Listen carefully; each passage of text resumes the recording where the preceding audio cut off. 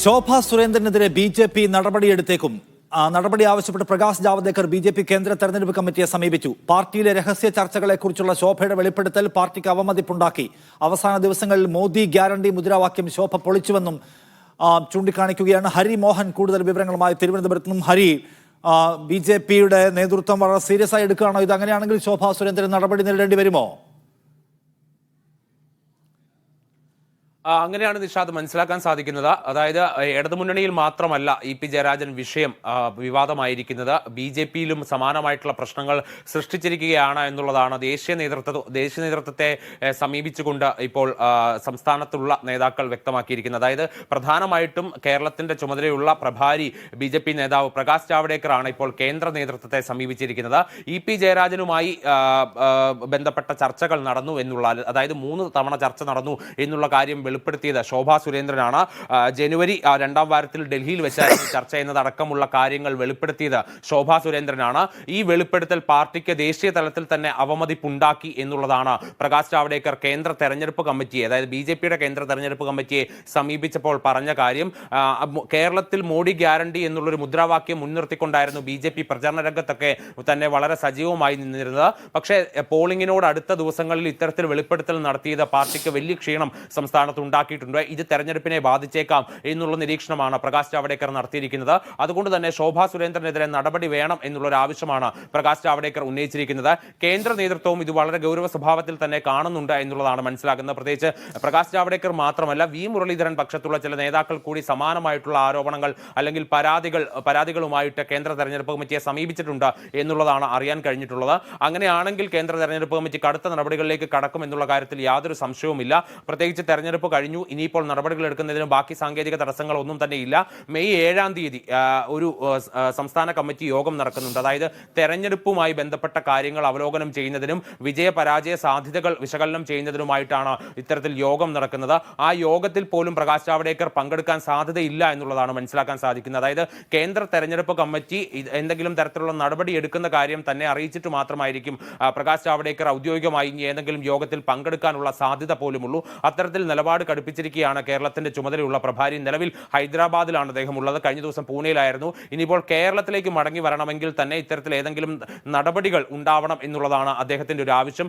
ആ ആവശ്യം സ്വാഭാവികമായിട്ടും ബി.ജെ.പി കേന്ദ്ര നേതൃത്വത്തിന് പരിഗണിച്ചേ മതിയാവുകയുള്ളൂ. പ്രത്യേകിച്ച് വളരെ പ്രധാനപ്പെട്ട വിഷയം എന്ന നിലയ്ക്ക്, അതായത് ബി.ജെ.പിക്കകത്ത് ഇ.പി. ജയരാജനെ ബി.ജെ.പിയിൽ കൊണ്ടുപോകാനുള്ള പൊളിറ്റിക്കൽ ഓപ്പറേഷൻസ് നടന്നു. അത്തരം പൊളിറ്റിക്കൽ ഓപ്പറേഷൻസിനെ പുറത്തു കൊണ്ടുവന്നു എന്നതാണല്ലോ ഒരു പ്രശ്നമായിട്ട് അവരിപ്പോൾ കാണുന്നത്. എന്ന് വെച്ചാൽ അത് അവിടെ മാത്രമല്ല, അവിടെയും ഇവിടെയും ആളി കത്തിക്കാൻ ശേഷിയുള്ള ഒന്നാണ് എന്നുകൂടി കാണണ്ടേ?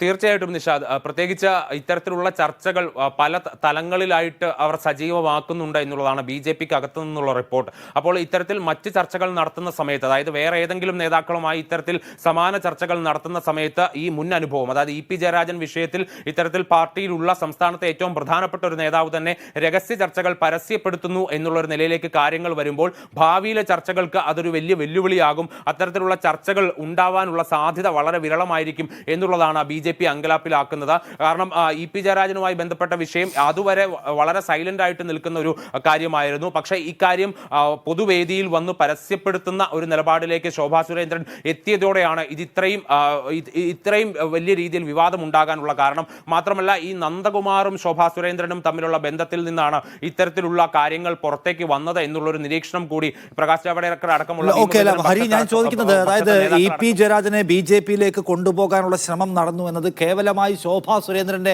ഒരു ആരോപണം മാത്രമല്ല. ഇ.പി. ശോഭയ്ക്കെതിരെ നോട്ടീസ് അയക്കാൻ പോവാണല്ലോ.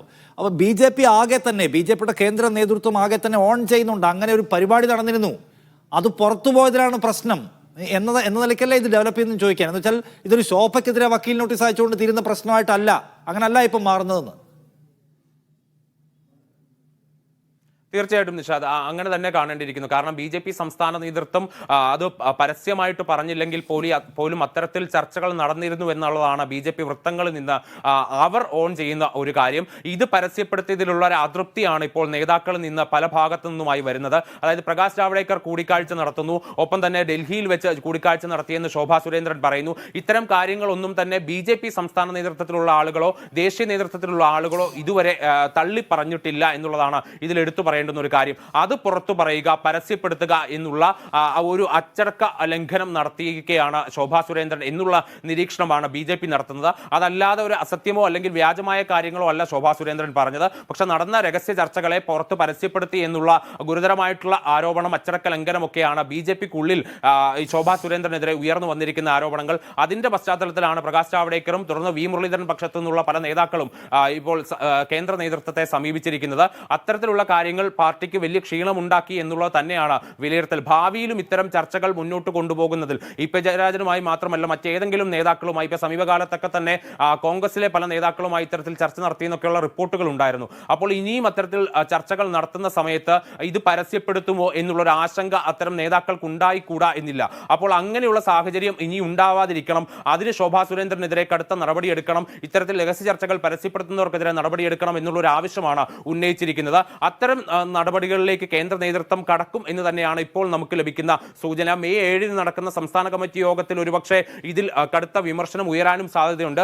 7-ാം തീയതിയോട് കൂടി തന്നെ ഇത്തരത്തിലുള്ള നടപടികളിലേക്കും കേന്ദ്ര നേതൃത്വം കടക്കാനുള്ള സാധ്യതയും നിലനിൽക്കുന്നുണ്ട്. എന്തായാലും പ്രകാശ് ജാവ്ദേക്കറോട് തൽക്കാലം കേരളത്തിലേക്ക് പോകണ്ട എന്ന് തന്നെ പറഞ്ഞിട്ടുണ്ട്. ഈ കാര്യങ്ങളിൽ തീരുമാനമായതിനു ശേഷം മാത്രമേ പോകാൻ പാടുള്ളൂ എന്നുള്ളതാണ് ഇപ്പോൾ കൊടുത്തിരിക്കുന്ന നിർദ്ദേശം.